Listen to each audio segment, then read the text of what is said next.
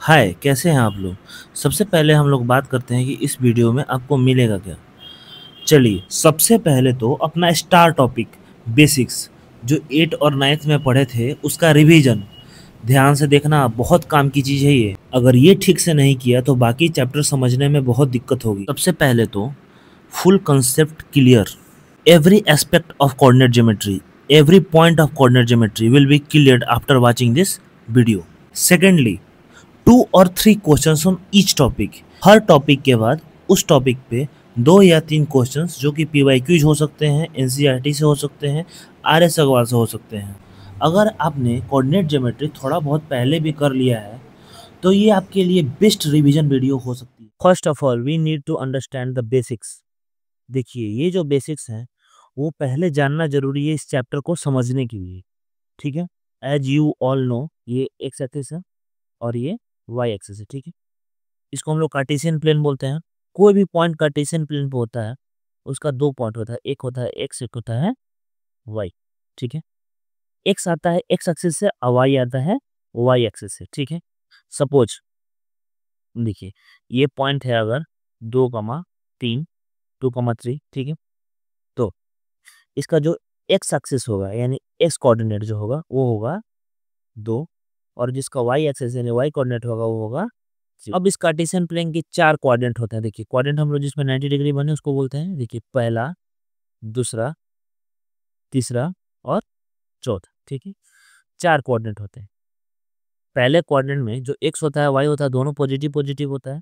ठीक है, दूसरा में जो एक्स होता है वो निगेटिव हो जाता है। देखिए 0 से स्टार्ट होगा, इधर निगेटिव जाएगा। ठीक है, तो सेकंड कोऑर्डिनेट में जो एक्स एक्सिस होता है वो होता है निगेटिव और वाई एक्सिस होता है पॉजिटिव। ठीक है, थर्ड एक्सिस में जो एक्स होता है वो होता है निगेटिव और वाई भी निगेटिव, क्योंकि देखिए 0 से ऊपर पॉजिटिव और नीचे निगेटिव। ठीक है, तो यहाँ पे निगेटिव और निगेटिव हो जाता है। फोर्थ एक्सिस में, सॉरी फोर्थ कोऑर्डिनेट में जो एक्स होगा वो हो जाएगा पॉजिटिव और जो वाई होगा वो हो जाएगा निगेटिव। ये बेसिक्स आपको जानना बहुत जरूरी है इस कोऑर्डिनेट ज्योमेट्री के गेम को समझने के लिए।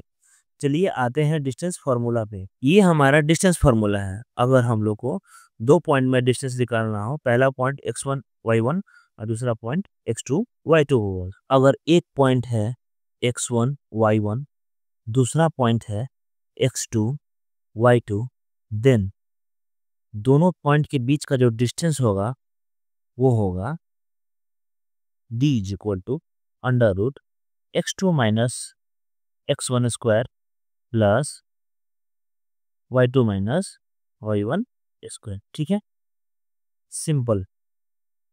आइए सीखते हैं इसका यूज कैसे करें। सबसे पहला question, find the distance between the points a 7, -2 and b 3, 8। ठीक है, यहाँ पे हम लोग डिस्टेंस फार्मूला लगाएंगे। ठीक है, देखिए जो x2 हो जाएगा वो हो जाएगा 3 और x1 हो जाएगा 7।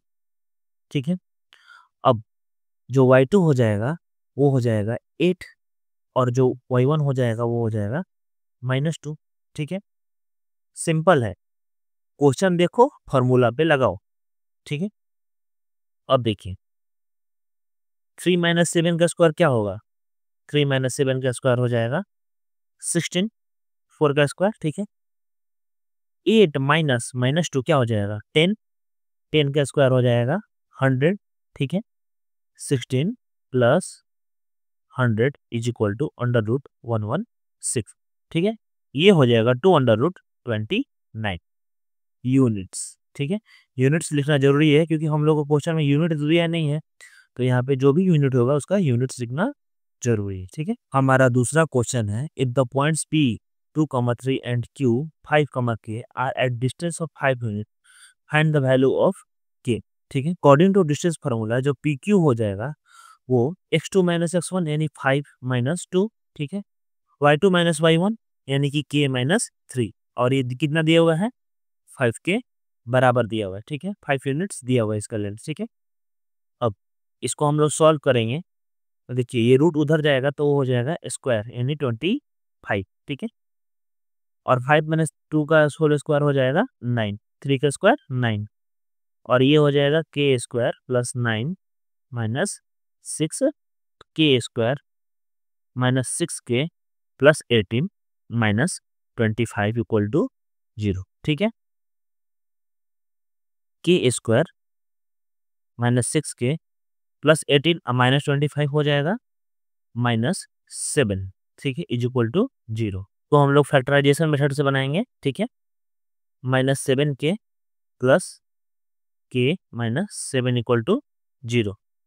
k common, k minus 7 plus 1 k minus 7 equal to 0। k minus 7 k plus 1 equal to 0। तो k का जो वैल्यू हो जाएगा वो हो जाएगा 7, नहीं तो -1। ठीक है, आइए समझते हैं सेक्शन फार्मूला। सपोज एक लाइन है ए बी। ठीक है, ए का कोऑर्डिनेट दिया हुआ है x1 कमा y1। ठीक है, बी का कोऑर्डिनेट दिया हुआ है x2 कमा y2। ठीक है, एक बार में ध्यान से समझ में आ जाएगा, ध्यान से देखिए। ठीक है, एक पॉइंट है P जो कि इस लाइन को m रेशियो n में बांटती है। ठीक है, एक लाइन है, एक पॉइंट है P जो इस लाइन को m रेशियो n में बांटती है। तो P का कोऑर्डिनेट क्या होगा? देखिए, x कोऑर्डिनेट के लिए x1 और x2 यूज होगा। ठीक है, देखिए m को उठाएंगे x2 से गुना कर देंगे क्रॉस, और n को उठाएंगे x1 से गुना कर देंगे। ठीक है, m x2 plus n x1 by, और m और n को जोड़ के लिख देंगे। ठीक है, ये हो जाएगा हम लोग का x कोऑर्डिनेट। ठीक है, ये हो जाएगा हम लोग का x कोऑर्डिनेट। अब आते हैं हम लोग y कोऑर्डिनेट लिखने। ठीक है, m को उठाएंगे y2 से गुना करेंगे, n को उठाएंगे y1 से गुना करेंगे। ठीक है, m y2 n y1 by m plus n हो गया। सेक्शन फार्मूला एक और फॉर्म में भी यूज किया जाता है। m रेशियो n जो दिया हुआ है इसको हम लोग ऐसे लिख सकते हैं m/n। अच्छा, n को ऊपर ले जाएंगे तो m/n/1 हो जाएगा, और m/n को अगर हम लोग k मान लें तो k/1 हो जाएगा, यानी कि k/1। अब इसमें फायदा क्या है कि जहां हम लोग को दो वेरिएबल फाइंड करने थे m और n, वहां अब एक ही वेरिएबल फाइंड करना है k। ठीक है, k वाला ग्राफिकली समझ लीजिए, एक लाइन है ए बी। ठीक है, उसको एक पॉइंट P कट कर रहा है, जो m रेशियो n था उसके जगह हम लोग k रेशियो 1 मानेंगे। ठीक है, तो जो पॉइंट P होगा वो हो जाएगा, अगर पॉइंट A दिया हुआ है x1 y1। ठीक है, और पॉइंट B दिया हुआ है x2 y2। ठीक है, तो जो P हो जाएगा वो हो जाएगा k into x2 plus x1 by k plus 1, cross multiplication k into x2 और 1 इंटू x1। ठीक है, सेम वही वाला। जो y हो जाएगा वो हो जाएगा k into y2 plus y1 by k plus 1। ठीक है, सेक्शन फॉर्मूला पे ये आ गया हमारा पहला क्वेश्चन। क्वेश्चन है find the coordinates of the point dividing the line segment joining a 4, -3 and b 8, 5 in ratio of 3:1। ठीक है, एक पॉइंट है a, एक पॉइंट है b। ठीक है, a दिया हुआ है 4, -3, b दिया हुआ है 8, 5। ठीक है, इन दोनों को मिला के एक लाइन बन रहा है ए बी। ठीक है, एक पॉइंट ऐसा निकालना है जो इस लाइन ए बी को 3:1 में बांटे। सबसे पहले वही वाला रूल लगाएंगे, उस पॉइंट को हम लोग यहाँ पर मान लेते हैं P। ठीक है, अब देखिए ये जो P है ये 3:1 में बांट रहा है, कि इधर 3 लिख देते हैं इधर 1 लिख देते हैं। अब P को हम लोग लिखना स्टार्ट करेंगे। ठीक है, सबसे पहले H कोऑर्डिनेट। देखिए H कोऑर्डिनेट के लिए मैंने बताया था ये x1 हो गया, ये x2। एस कोऑर्डिनेट के लिए मैंने बताया था क्रॉस मल्टीप्लिकेशन होगा 3 और 1 से, x1 और x2 का। ठीक है, 3 से अगर गुना करेंगे x2 का। ठीक है, 3 इंटू 8 24, 1 इंटू 4 4 बाई 3 प्लस 1 4। अब देखिए 3 इंटू 5 15 प्लस 1 इंटू -3 बाई 4। ठीक है, ये हो गया हम लोग का कोऑर्डिनेट्स।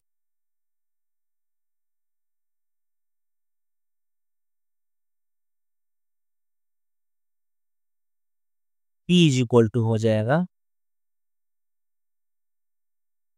28/4 कॉमा 12/4, ठीक है, 7,3, ठीक है।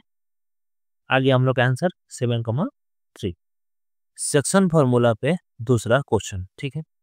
The point P 2,4 divides the line segment joining A 6,0 and B x,8 in the ratio of 2:3. Find the value of x, ठीक है। सबसे पहले समझते हैं क्वेश्चन को। एक लाइन है AB, उसको एक पॉइंट P 2,4 डिवाइड करता है, ठीक है। A दिया हुआ है 6,0, B दिया हुआ है x,8, ठीक है। अब जो पॉइंट P है वो 2,4 है, ठीक। P है वो इसको 2:3 में बांटता है, तो वैसे ही लिख देंगे 2 इधर और 3 इधर, बीच में रेशियो, ठीक है। तो पूछ रहा है find the value of x, ठीक है। सबसे पहले 2,4 इज इक्विवेलेंट टू, ठीक है, प्लस 3 इंटू 6 यानी 18 बाई 3 + 2 यानी कि 5, ठीक है। वैसे ही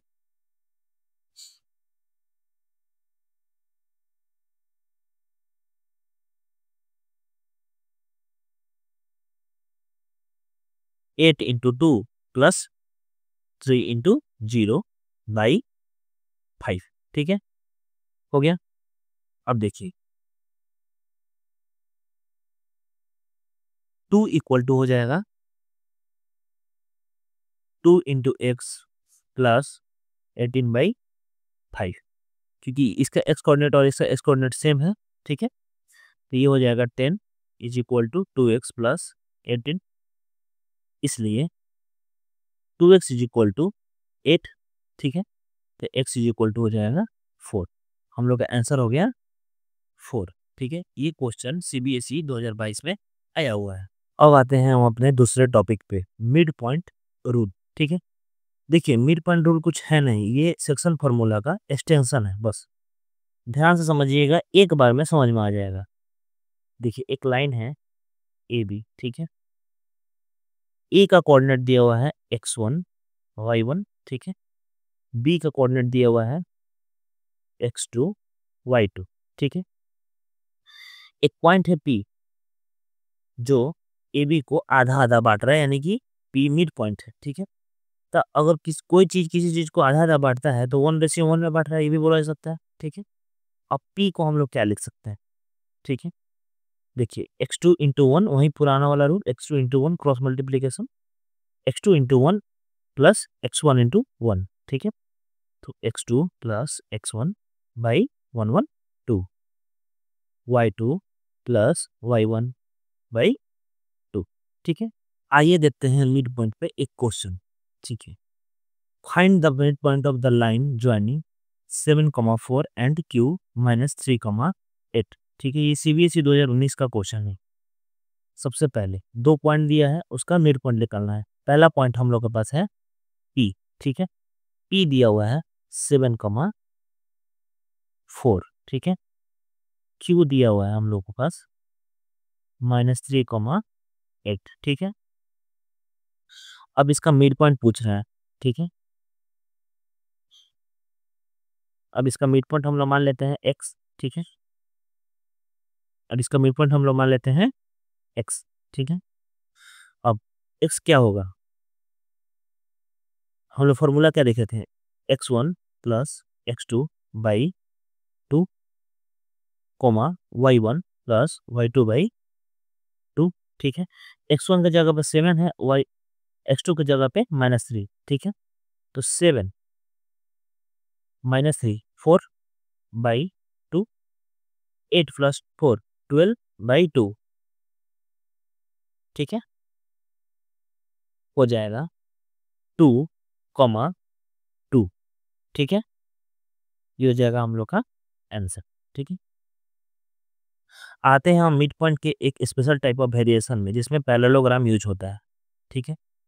चलिए देखते हैं question. If A is 1,2 and B is equal to 4, y, and C x, 6 and D 3, 5 are vertices of parallelogram taken in order. ठीक है, तो find x and y.